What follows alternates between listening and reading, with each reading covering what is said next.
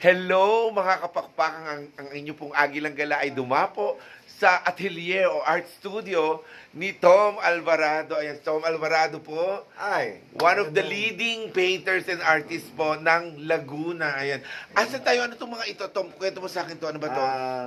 Actually, ito ay simbolo ng ating, kumbaga yung ating, sa mga pangyayari ngayon, no? Lalo na sa mga pangyayari, sa sitwasyon natin ngayon, marami mga sakuna. So, crying soul. Lumuluha. Pero ibig sabihin na hindi ito kumbaga ay dahilan kung bakit tayo ay nagkakaroon ng ganitong pagpipigati, kundi sa kabila niya, kundi ito ay pagpapakita natin na tayo ay matibay.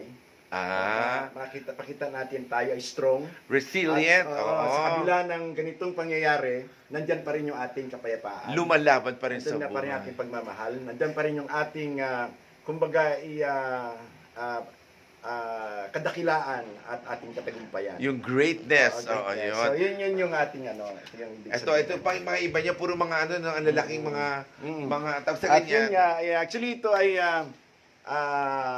dahil tayo ay naatasan maging isang ambassador ng brand ambassador ng isang company, isang paint company. Kaya ito ay ginagawa natin ngayon upang ipakita kung paano natin gamitin ang kanilang materyales. Ito yung ginagawa. So naka-emboss, Naka-emboss siya. okay. So iba-iba yung konsepto ang ginawa natin dahil ito ay accent ng wall ng ating Kasi tahanan. ang pinapauso po nito, Alvarado, ay yung mga may naka-emboss.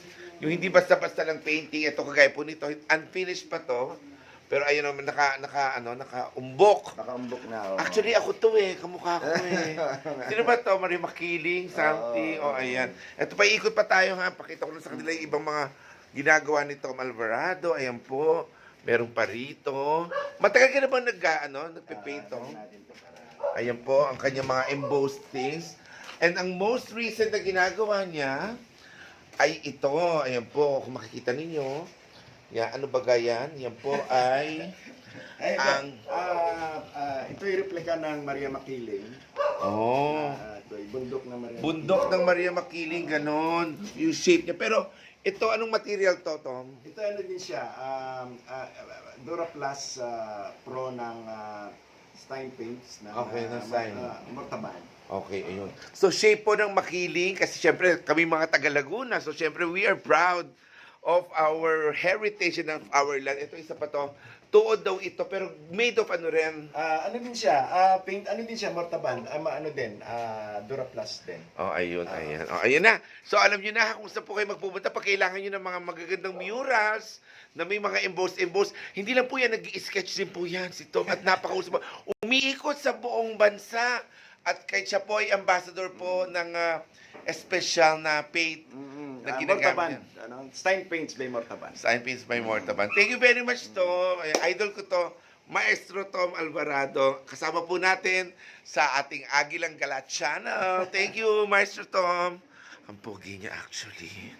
Tsaka ang sexy niya. At tsaka ang bait niya. Oo, ayun. Binuin niyo, pinaikot tayo dito sa kanyang sanctuary. Thank you, Tom.